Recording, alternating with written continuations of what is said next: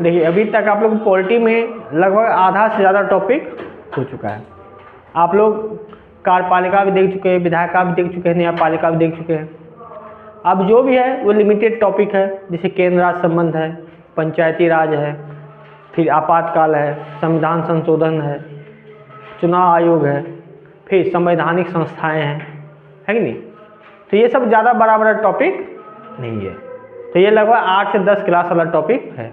और इसके बाद आप लोगों का ज्योग्राफी से शुरू होगा फाउंडेशन बैच, ठीक है। तो फाउंडेशन मतलब वही समझ रहे हैं आप, धीरे धीरे आराम से पढ़ाया जाता है। तो इसके बाद जो है आपको केंद्र संबंध के बाद हम लोग देखेंगे जो आपातकाल और ये सब देखेंगे, वो भी आपको सब सीरियसली सवाल पूछता है एग्जाम से। और ये वाला जो टॉपिक है जैसे पीटी नहीं है, अगर आप लोग बीपीएससी मेंस देते हैं तो मेंस का सबसे प्रमुख टॉपिक जो अगर कोई है वो है केंद्र राज्य संबंध, यानी बीपीएससी मुख्य परीक्षा में इससे सवाल आना तय है। तो मुख्य परीक्षा के हिसाब से भी ज़्यादा इंपॉर्टेंट है। और ये तमाम आप देख रहे हैं केंद्र राज्य संबंध। देखिए आपको पता है भारत में जो है संसदीय शासन प्रणाली लागू की गई है। क्या लागू की गई है? संसदीय शासन प्रणाली। यानी इसका अर्थ है यहाँ पे संघ सरकार भी है, संघ यानी केंद्र सरकार है और राज्य सरकार है। और संसदीय शासन प्रणाली में संघ पे अपना अलग सिस्टम है, यानी संघ का अपना जो है वहाँ पे कार्यपालिका अलग है, विधायिका अलग है। राज्य में भी कार्यपालिका अलग है, विधायिका अलग है नहीं? हाँ, लेकिन न्यायपालिका दोनों का कॉमन है। तो यहाँ जो है संसदीय शासन प्रणाली अपनाई गई है, तो संघ और राज्य के शक्तियों का बंटवारा भी किया गया है। तो जाहिर सी बात है कभी कभी दोनों के बीच संबंध अच्छा भी हो सकता है और संबंध खराब भी हो सकता है कि नहीं। जब दो अलग अलग संस्था है और दोनों संस्था एक दूसरे के क्या कहते हैं निर्भर करता है, तो विवाद तो होगा ही ना। क्योंकि देखिए जैसे केंद्र है, केंद्र में कुछ भी काम करेगा तो राज्यों के पास ही जमीन है ना, तो राज्य के अनुसार ही करेगी ना काम, या राज्य के हित में करेगी। और राज्य के जब भी काम करेगी केंद्र के अंदर में रह के ही करेगी। तो जहाँ दो लोग होंगे वहाँ विवाद तो होगा ही ना। जिसमें आप है, आपके पिताजी है, क्या कभी विवाद नहीं होगा? किसी मुद्दे पर हो सकता है विवाद हो जाए, चाहे वो शादी का मुद्दा हो, पढ़ाई का मुद्दा हो, या कोई डिसीजन मेकिंग का मुद्दा हो, तो विवाद तो होते रहता है ना। तो उसी तरह ये जो केंद्र राज्य संबंध है, इसमें हम लोग संबंध को भी देखेंगे और विवादों को भी देखेंगे। तो केंद्र राज्य संबंध जो है, तो सबसे पहले तो आप यही देखिए भारतीय संविधान के भाग 11 में, किसमें है? केंद्र और राज्य के बीच कैसा संबंध रहेगा, इसकी चर्चा किसमें है? भाग 11 में। और अनुच्छेद कहाँ से कहाँ तक? अनुच्छेद 245 से लेकर के 293 तक, ठीक है।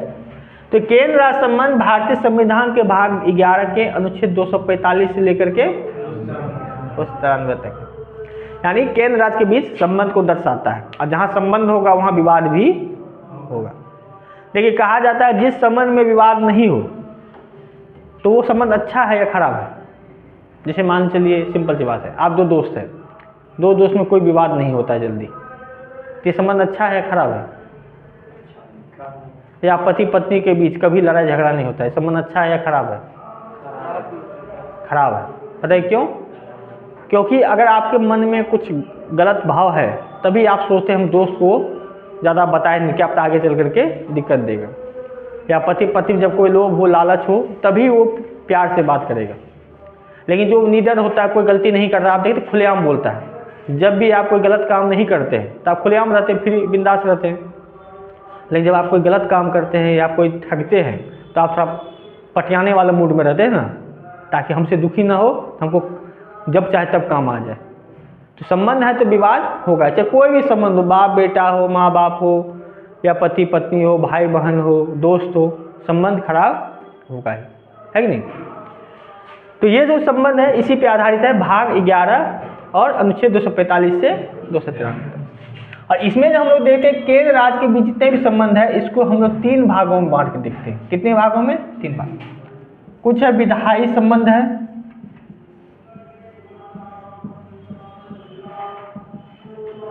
जिसकी चर्चा है कहाँ से लेकर? अनुच्छेद 245 से लेकर के 293 55 तक। फिर है प्रशासनिक संबंध, अनुच्छेद 256 से 263 तक। और उसके बाद है वित्तीय संबंध, कहाँ से कहाँ तक होगा? यानी संबंध को भी हम लोग 3 आधार में बांट दिए, विधायी संबंध, प्रशासनिक संबंध और वित्तीय संबंध। विधायी संबंध का मतलब है कानून बनाते समय क्या क्या दिक्कतें आती है, क्योंकि भाई देखिए केंद्र का अपना अलग विषय है, राज्य का अलग विषय है।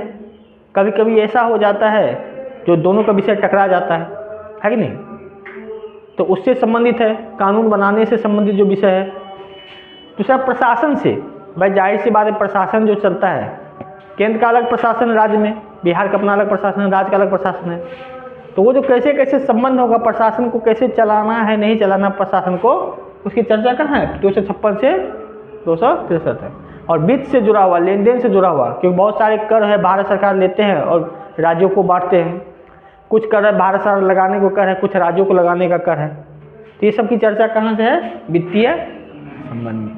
तो आपको यहाँ देखना है केंद्र राज्य संबंध में, तो याद रखिएगा केंद्र राज्य संबंध भारतीय संविधान के भाग 11 में अनुच्छेद 245 से 200।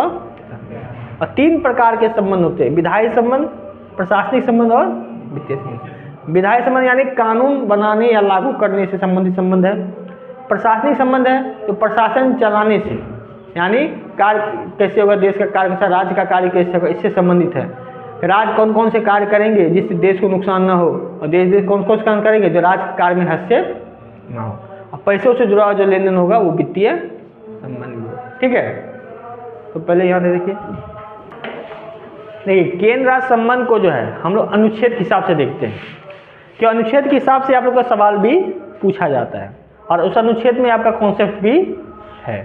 ठीक है, तो पहले तो आप देख ही लिए भाग 11 के अनुच्छेद 245 297 तक केंद्र संबंध है। 3 प्रकार के संबंध होते हैं, विधायी संबंध, प्रशासनिक संबंध और वित्तीय संबंध। अब ये सबसे पहले जो हम लोग देखते हैं अनुच्छेद 246। ठीक, अब सभी अनुच्छेद इंपॉर्टेंट नहीं है, ठीक है, जो आपके एग्जाम पर्पज से इंपॉर्टेंट है उसको हम फोकस कर रहे हैं, वो है अनुच्छेद 246। इसमें क्या लिखा है? संघ, संघ मतलब केंद्र सरकार एवं राज्यों के बीच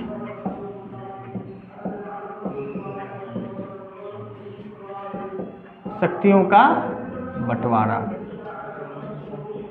यानी इसमें यह कहा गया है अनुच्छेद 246 में, संघ के पास कौन कौन सी शक्ति होगी और राज्य के पास कौन कौन सी शक्ति होगी। विषय मतलब पावर, शक्ति, किस मुद्दे पे वो काम कर सकता है। जैसे मान के चलिए अभी आप लोगों को कोचिंग में हम आप लोग 3-4 ग्रुप में बांट दें, किसी 2 व्यक्ति को ये काम दे, आप लोग को नोट्स बनाने का काम है, किसी को बोला आप लोग प्रशासन संभालने का काम है, किसी को बांट दे प्रचार करने का काम है। तो ये जो काम एक विषय हो गया, जैसे आपका विषय क्या है? नोट्स बनाने का, इनका विषय क्या है? जो है प्रशासन संभालने का, उसका विषय क्या है? प्रचार करने का। तो काम और विषय दोनों एक ही चीज़ है। आप लोग इसको भी क्या कहते हैं, विषय के हिसाब से नहीं जाइएगा, मतलब विषय मतलब पढ़ाई के हिसाब से नहीं जाइएगा, विषय मतलब आपका काम, किस मुद्दे पे आप काम कर सकते हैं। तो इसके हिसाब से जो है संघ 3 तरह की सूची बनाई गई, संघ सूची,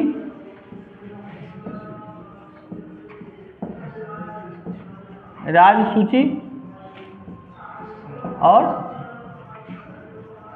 समवर्ती सूची। संघ सूची में कितने विषय हैं?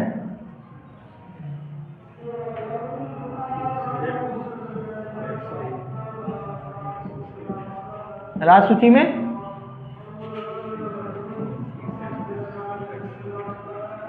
असमर्थी सूची में, यानी संघ सूची के पास 100 विषय, यानी 100 मुद्दों पर यह कानून बना सकती है। राज्य सूची 61 विषय पे, जैसे शिक्षा हो गया, पुलिस हो गया, ये सब विषय हो गया जिस पे बना सकती है, और समवर्ती सूची पे 52 विषय। तो देखिए संघ सूची जो होता है, तो संघ सूची पे कानून बनाने की जिम्मेदारी किसकी है? केंद्र सरकार की। राज्य सूची के विषय पे राज्य सरकार की, और समवर्ती सूची के विषय पे केंद्र और राज्य दोनों मिलकर कानून बनाता है। ये हम लोग पहले भी देख चुके हैं। जैसे मान चलिए एक एग्जाम्पल से, पुलिस किसका विषय है? राष्ट्र सूची का। तो आप देख रहे हैं, तो अभी पुलिस का वैकेंसी कौन निकाल रहा है? बिहार सरकार निकाल रहा है। ट्रेनिंग कौन देगा? बिहार सरकार है। फिर ट्रांसफर प्रमोशन कौन करेगा? बिहार सरकार करेगा। शिक्षा किसका विषय है? राज्य सूची का। राज्य सरकार शिक्षा प्रोवाइड कराती है ना, जो अभी स्कूल है, एडमिशन होता है, राज्य सरकार कराती है। अब देखिए जैसे रेल क्या होता है? समवर्ती सूची। क्योंकि भाई आप रेल बजा ली पटरी, तो आप मेरी जमीन पे बिछाइएगा ना, है कि नहीं? ऐसे कई सारे मुद्दे हैं जो आपको समवर्ती सूची दोनों से मिल के बना होता है। संघ सूची जैसे मान लीजिए विदेश नीति बनाना है, तो कौन बनाएगा? देश की सुरक्षा करना हो बनाएंगे, है कि नहीं? या जल परिवहन हो, ये सब क्या करते हैं? इसका विषय है। तो सबका अपना विषय है। संघ सूची 100 विषय पे काम करती है, राज्य सूची 61 विषय पे, और समवर्ती सूची 52 विषय पे। इसके बाद भी अगर 161 हो, 52, इसके अलावा कुछ ऐसे मुद्दे आ जाए तो उसको हम लोग कहते हैं अवशिष्ट शक्तियाँ। ठीक है, तो यानी अनुच्छेद 248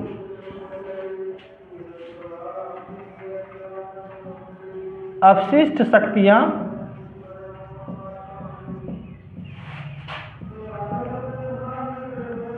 केंद्र के पास होती है। 247 क्या कहता है? देखिए हमने विषय तो बांट दिया, संघ सूची 100 विषय पर काम करेंगे, राज्य सूची 61 पे करेंगे, और समवर्ती सूची 52 पे। लेकिन इसके अलावा कोई अचानक मुद्दा आ जाए तो उस पर कौन काम करेगा? केंद्र सरकार। यानी अवशिष्ट से जो बचा खुचा रह गया वो किसके अंदर में होगा? केंद्र के अंदर में। ठीक है, तो अवशिष्ट शक्तियों की चर्चा किसमें की गई? अनुच्छेद 200। अवशिष्ट मतलब बचा हुआ, है कि नहीं? तो ये हो गया 246 और ये हो गया 248। बार बार पूछा था अवशिष्ट शक्तियाँ किसके पास होती है? केंद्र के पास, राज्य के पास, दोनों के पास, या किसी के पास नहीं? केंद्र के पास। इसके बाद हम लोग अगला देखते हैं अनुच्छेद 249। देखिए इसमें क्या कहता है? केंद्र सरकार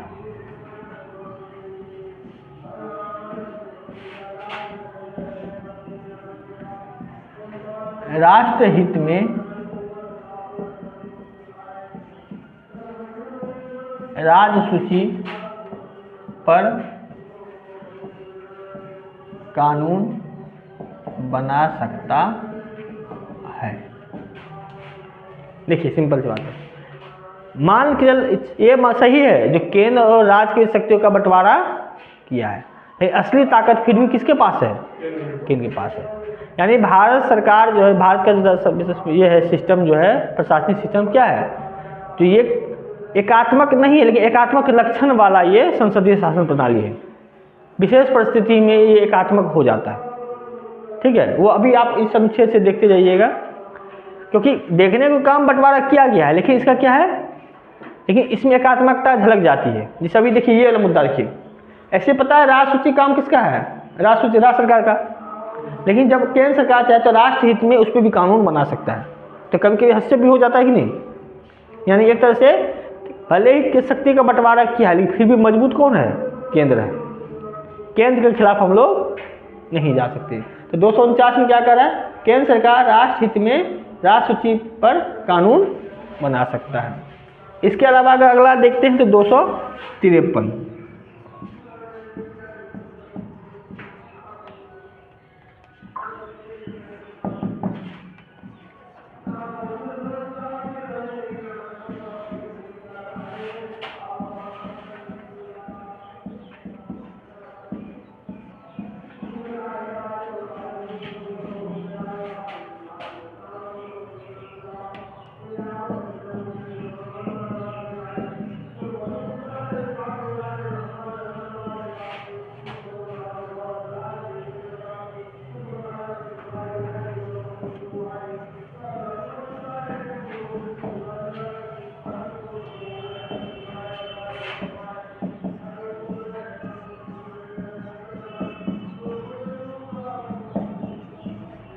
देखिए अनुच्छेद 253 क्या कहता है? अंतर्राष्ट्रीय समझौते के लागू होने के लिए राष्ट्र सूची पर केंद्र कानून बना सकता है। देखिए इसे समझिए, केंद्र का अपना कोई ज़मीन तो है नहीं, सब तो राज्यों का ही ज़मीन है ना। अब मान के चलिए कोई विदेश जो हम लोग जो है परमाणु का डील कर रहे हैं, भारत सरकार चलिए मान लीजिए रसिया से परमाणु का डील कर रहा है, तब भारत सरकार चाहती है जो हमारे यहाँ कोई परमाणु संयंत्र बना जाए जहाँ परमाणु से ऊर्जा बना जाए। तो अब रसिया वाला बोला ठीक हम परमाणु संयंत्र लगाने के लिए तैयार है, तो ज़मीन तो देना पड़ेगा ना उसको, तो ज़मीन कहाँ से लाएगा? तो राज्यों से ही मांगेगा ना। तो वो मांगता नहीं है, सीधे ग्रहण कर लेता है। तो उस कंडीशन में उसको लागू करने के लिए वो वहाँ से ले लेगा। वैसे भूमि राष्ट्र सूची का विषय है। जैसे अभी मान के चलिए जम्मू में सोने की खान की खोज हुई है, कोई विदेशी कंपनी उस खान को खोदना चाहता है, तो क्या बिहार सरकार से थोड़ा पूछेगा? वो सीधे भारत सरकार कानून बना देगा, क्योंकि वो संपत्ति तो भारत की संपत्ति हुई ना। तो अंतर्राष्ट्रीय समझौते के लागू करने के लिए जो है राष्ट्र सूची के विषय पे केंद्र कानून बना सकता है। ये देखिए अनुच्छेद में आपको क्लियर रहेगा सब कुछ। शक्ति का विभाजन भी है, अनुच्छेद 246 में किसको कितना शक्तियाँ दिया गया है, अवशिष्ट शक्तियाँ किसके पास है, राष्ट्र हित में कानून बना सकती है किस में, अनुच्छेद 249 के तहत। 253 के तहत क्या है, अंतर्राष्ट्रीय समझौते के लागू करने के लिए भी कानून बना सकती है। ठीक है, तो लिखिए इससे पहले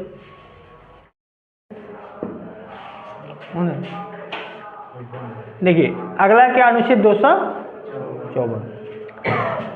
इसमें क्या है,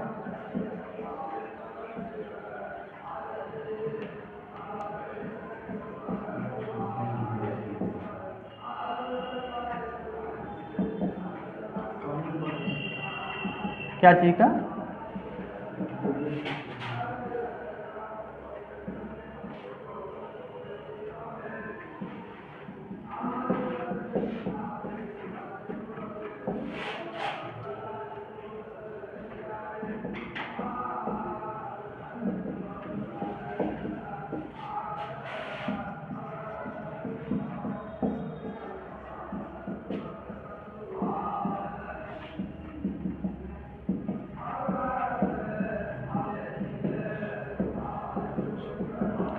ये 254 क्या कर रहा है? कभी कभी ऐसा हो जाता है जो केंद्र सरकार कोई कानून बनाया और राज्य सरकार कानून बनाया और दोनों आपस में टकरा जाता है कि नहीं। यानी केंद्र सरकार कानून बनाता है और राज्य सरकार बनाया, राज्य सरकार ऐसा कानून बन गया जो केंद्र सरकार को उसमें समस्या हो गई, तो उसमें किसका कानून लागू होगा? केंद्र का लागू होगा।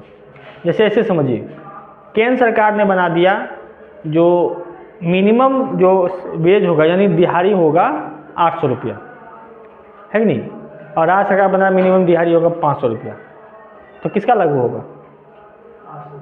800 रुपया केंद्र सरकार लागू होगा, है नहीं। तो यानी जब दोनों का एक ही जैसे मुद्दा कानून बना दिया है तो उस कंडीशन में क्या लागू हो जाएगा? केंद्र का कानून लागू हो जाएगा।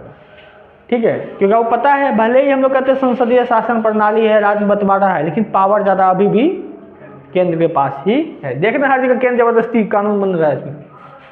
उसके बाद है अनुच्छेद 256। राज्य कोई ऐसा कानून नहीं बनाएगा, राज्य कोई ऐसा कानून नहीं बनाएगा जो केंद्र को परेशानी करता हो, परेशानी देता हो। यानी मतलब राज्य कोई ऐसा कानून बना ही नहीं सकता जिससे केंद्र के किसी कानून को दिक्कत हो सके, है नहीं। जैसे मान के चलिए राज्यों के क्या पेंशन वाला सिस्टम ही है, केंद्र सरकार पेंशन दे रही है, राज्य सरकार उसको खत्म नहीं कर सकता है नहीं। या राज्य को ऐसा कानून नहीं बनाएगा केंद्र का कानून को परेशानी हो जाए। ठीक है, वो हमेशा इस हिसाब से केंद्र के अधीन रह के ही कानून बनाना है कि नहीं। ठीक है, आपका कौन सा 256। राज्य को बहुत शक्ति है लेकिन लिमिटेड शक्ति है, उसका शक्ति इतना नहीं है जो केंद्र को की शक्ति को कम कर दे, है कि नहीं। लेकिन केंद्र क्या है, राज्य की शक्ति को कभी कभी कम कर देते हैं, चाहे वो अंतर्राष्ट्रीय समझौता हो, चाहे वो कोई विशेष महत्व हो, लोकहित में हो, राष्ट्रहित में हो, इसके नाम पे वो कर देता है। तो आपको ये सब अनुच्छेद याद रखना कहाँ का अनुच्छेद है। और सबसे इम्पोर्टेंट अनुच्छेद ये जो अगला 2 अनुच्छेद आएगा उस पर विशेष फोकस करना है कि ये सब तो चलिए पूछा जाता है, ठीक है, लेकिन अगला जो अनुच्छेद है 262 किससे है? अंतर्राज्यीय नदी से अंतर्राज्यीय जल विवाद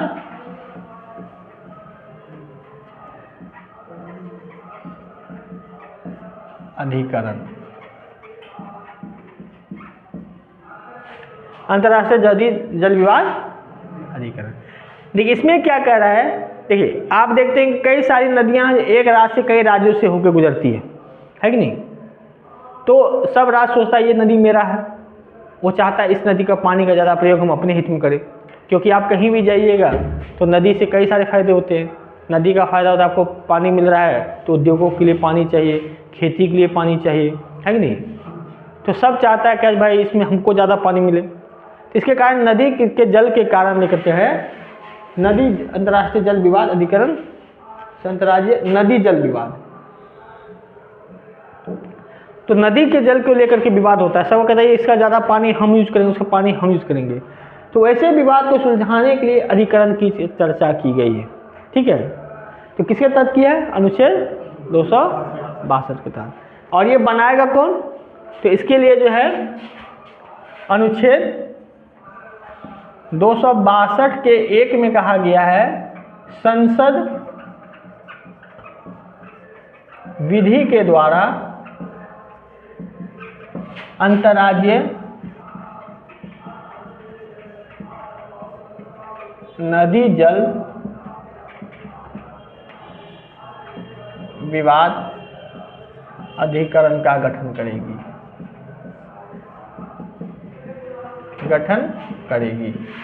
तो याद रखिए सबसे पहले अंतर्राष्ट्रीय नदी जल विवाद की चर्चा किसमें है? ये इंपॉर्टेंट पॉइंट है, इस पे आपको विशेष फोकस करना पड़ेगा। बाकी सब है इंपॉर्टेंट, लेकिन होता है इंपॉर्टेंट में ज़्यादा इंपॉर्टेंट हो जाता है। तो कौन सा है? अंतर्राष्ट्रीय नदी जल विवाद अनुच्छेद 262। इसका गठन कौन करती है? ठीक है, ऑप्शन आपको दे देगा कई बार। अंतर्राष्ट्रीय नदी जल विवाद अधिकरण गठन कौन करती है? ऑप्शन ए राष्ट्रपति, प्रधानमंत्री, संसद या न्यायपालिका। संसद, ठीक है। अब देखिए क्या है, जो अंतर्राष्ट्रीय नदी जल विवाद होता है इस मामले में हाई कोर्ट सुप्रीम कोर्ट हस्तक्षेप नहीं कर सकता है। बाकी सब विवाद में तो करता था, लेकिन इसमें हस्तक्षेप नहीं करता है। आइए आपको कहाँ लिखा हुआ है? अनुच्छेद 262 के 2 में, यानी अंतर्राज्यीय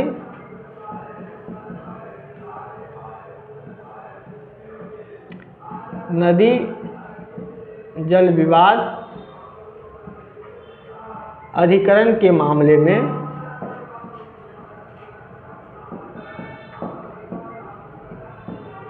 उच्च न्यायालय एवं सर्वोच्च न्यायालय हस्तक्षेप नहीं कर सकता, ठीक है। तो ये वाला बहुत इंपॉर्टेंट पॉइंट है, इसको आप लोग जरूर याद रखिएगा, ठीक है। इसके बाद वाला ये 263 भी इंपॉर्टेंट है, लेकिन ये भी ज़्यादा इंपॉर्टेंट है। अंतर्राज्य में दो या दो से अधिक राज्यों के बीच जो विवाद होता है, ठीक है। हम अंतर्राष्ट्रीय नहीं लिखिए, अंतर्राज्यीय। अंतर्राष्ट्रीय होगा 2 या 2 से अधिक देश, और अंतर्राज्यीय 2 से अधिक राज्य। उसके बीच जो नदी जल के पानी को लेकर के बहस होता है। गांव में भी देखते हैं पानी के लिए बहुत सारी समस्या हो जाती है, तो ऐसी समस्या को सुलझाने के लिए जो है एक अंतर्राज्यीय नदी जल विवाद अधिकरण बनाया जाता है। किसके द्वारा? संसद के द्वारा। और इस मामले में हाई कोर्ट और सुप्रीम कोर्ट का कोई योगदान, कोई हस्तक्षेप नहीं है। यही देखिए क्या है, अगर आप लोग वनडे एग्जाम पूछे लिखेगा अंतर्राष्ट्रीय नदी जल विवाद अधिकरण की चर्चा किसमें है? अनुच्छेद 2। और जब बीपीएससी यूपीएससी डालते हैं तो ये 2 पॉइंट पूछता है, ठीक है। 2 लाइन दे देगा, सही है या गलत है इसे बताने के लिए। अब कुछ नदी जल विवाद अधिकरण का जिक्र कर देते हैं, लिस्ट है जो आप लोग देख लीजिए, ठीक है। कृष्णा नदी जल विवाद 1969 में स्थापित किया गया है। ये जो विवाद है किसके किसके बीच है? कर्नाटका है, आंध्र प्रदेश है और महाराष्ट्र, ठीक है। या कभी कभी आपको ऐसा पूछा कृष्णा नदी कहाँ कहाँ से बहती है, क्योंकि इसको पानी लेकर का हमेशा समस्या रहा है। फिर गोदावरी नदी जो है इसके लेकर के कहाँ है, कर्नाटका, आंध्र प्रदेश, महाराष्ट्र और उड़ीसा के बीच दिक्कत रहा हमेशा। नर्मदा नदी जल विवाद 1969 बना था, राजस्थान, गुजरात, मध्य प्रदेश और महाराष्ट्र के बीच ये समस्या है। कावेरी नदी जल विवाद जो है ये इसका कब हुआ है, 1990 में। ये किसके किसके बीच है, कर्नाटका, केरल, तमिलनाडु और पुदुचेरी के बीच। वंशधारा नदी है ये उड़ीसा, आंध्र प्रदेश के बीच इसमें विवाद चल रहा है। महादई और मांडवी दोनों एक ही नदी का नाम अलग अलग है, ठीक है। ये भी गोवा, कर्नाटका और महाराष्ट्र के बीच में इसका विवाद चल रहा है। और अभी तक जो है कुल 6 अधिकरण बनाए गए, ठीक है। और याद रखिए ये अधिकरण है तो इसका जो संसद निर्माण करता है और इसमें हाईकोर्ट और सुप्रीम कोर्ट का कोई योगदान नहीं होता है। तो आप लिस्ट लिख लीजिए, ठीक है।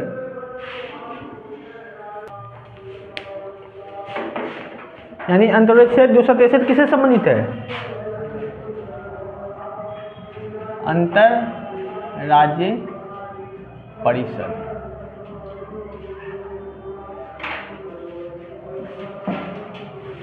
देखिए वो तो अंतर्राष्ट्रीय नदी जल विवाद अधिकरण यानी 1900 कब बनाया, किसके द्वारा बनाया जाता है, वो संसद के द्वारा बनाया जाता है। नदी जल के विवाद के सुलझाने के लिए बनाया गया था। ये अंतर्राज्यीय परिषद है। अब जाहिर सी बात, इतना राज्य है तो विवाद तो होगा ही ना किसी न किसी मुद्दे को लेकर के। तो राज्यों के बीच के विवाद को सुलझाने के लिए अंतर्राज्यीय परिषद का गठन किया गया है। यानी इसका गठन किसने किया गया है, राज्यों के बीच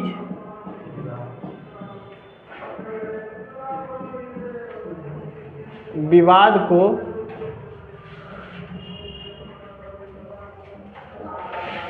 सुलझाने के लिए अंतर्राज्यीय परिषद का गठन किया गया।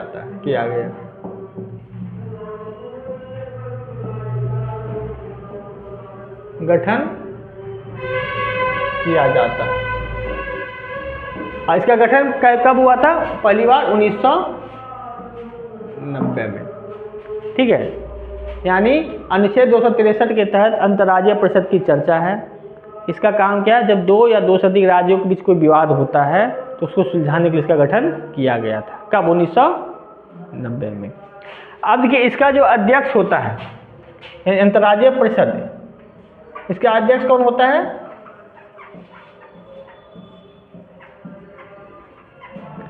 प्रधानमंत्री, ठीक है। और इसके सदस्य कौन होते हैं, सभी राज्यों के मुख्यमंत्री,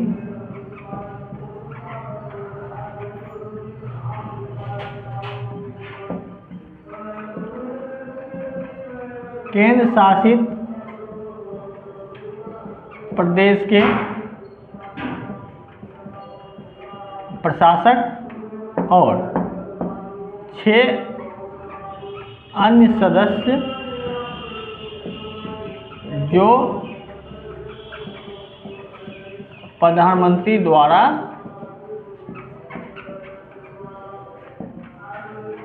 नियुक्त किए जाते हैं। देखिए सबसे सिंपल सी बात है, आपको याद रखना 262 और 263। 263 क्या है, अंतर्राज्यीय परिषद, जिसका काम है राज्यों के बीच विवाद को सुलझाना।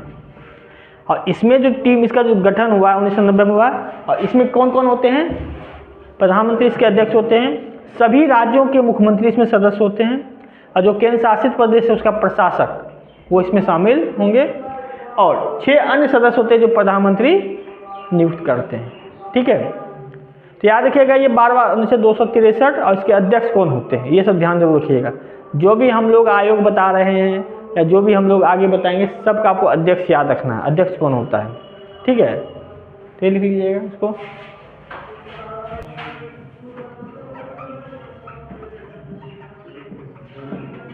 जो ना कैसे पढ़ाए ना आप लोगों को, देखिए ये भी केंद्र राज्य संबंध से ही जुड़ा हुआ है, लेकिन क्षेत्रीय परिषद जो है इसकी चर्चा संविधान में नहीं है, क्योंकि इसका जो निर्माण किया गया है वो किसके द्वारा किया गया है, विधि के द्वारा, यानी संसद में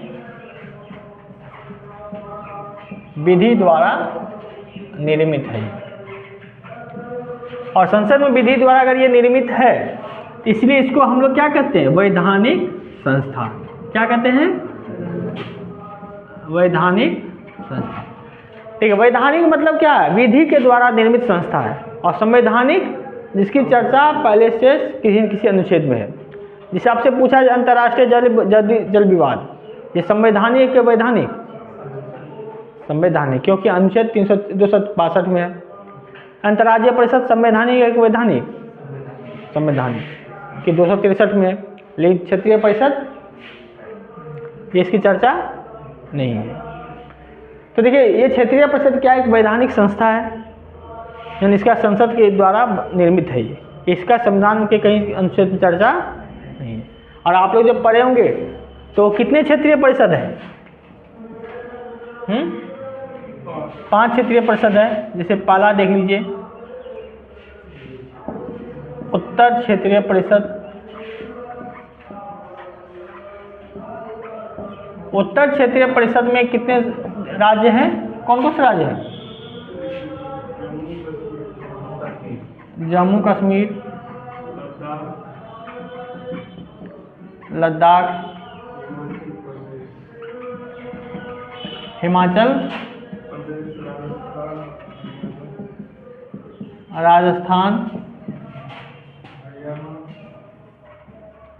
हरियाणा, पंजाब, दिल्ली, चंडीगढ़। ये आपको कौन से उत्तर क्षेत्रीय परिषद में है। ठीक है, इसके अलावा आप देखते हैं दक्षिणी क्षेत्रीय परिषद। इसमें कौन कौन शामिल है?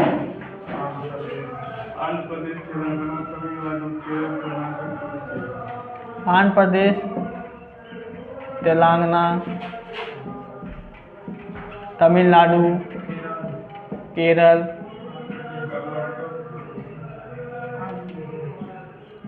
कर्नाटक और पुदुचेरी। आंध्र प्रदेश पहले लिखे हुए हैं। फिर आते हैं तीसरा, पश्चिमी क्षेत्रीय परिषद। क्षेत्रीय परिषद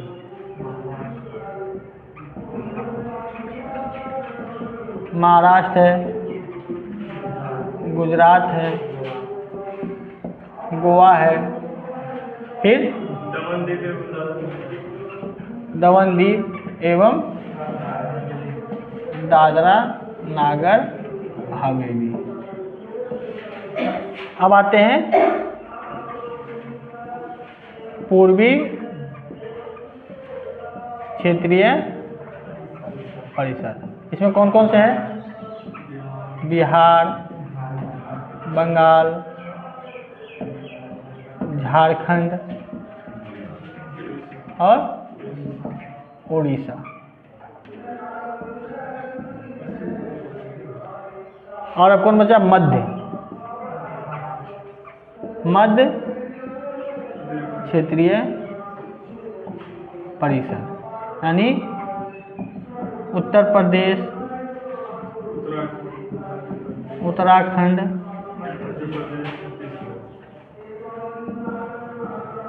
मध्य प्रदेश और छत्तीसगढ़।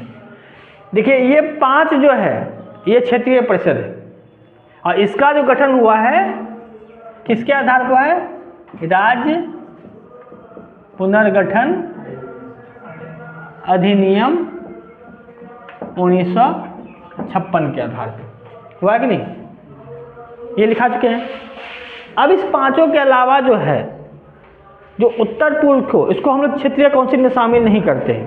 तो उसके लिए 1971 में एक अधिनियम आया था और इसके आधार पे उत्तर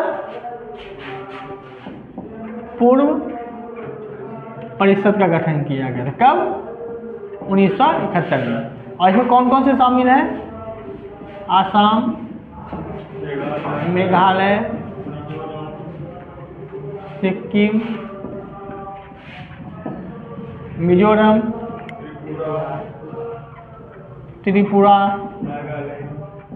नागालैंड, मणिपुर और अरुणाचल प्रदेश इसमें शामिल है। तो याद रखिएगा क्षेत्रीय परिषद जो वैधानिक संस्था है ये 5 है क्षेत्रीय परिषद और ये 7वां 6ठा अलग है उत्तर पूर्व परिषद। और याद होगा 2 ऐसे क्षेत्र हैं जो किसी क्षेत्रीय परिषद में शामिल नहीं है, वो है लक्षद्वीप और अंडमान निकोबार। ये लिखा है कि नहीं? नहीं लिखा है? लिखा होंगे कि देखिए तो उसमें पूरा पढ़िएगा। नहीं लिखा है? अगर नहीं लिखा है तो नीचे नोट कर लीजिएगा वहीं पे जहाँ लिखे। पहले आप लोग क्लास किए ना पॉलिटिकल सब, तो नोट करके लिख लीजिए, बाद में लिख कर सेट कर दीजिएगा। लिखिएगा लक्षद्वीप और अंडमान निकोबार, लक्षद्वीप और अंडमान निकोबार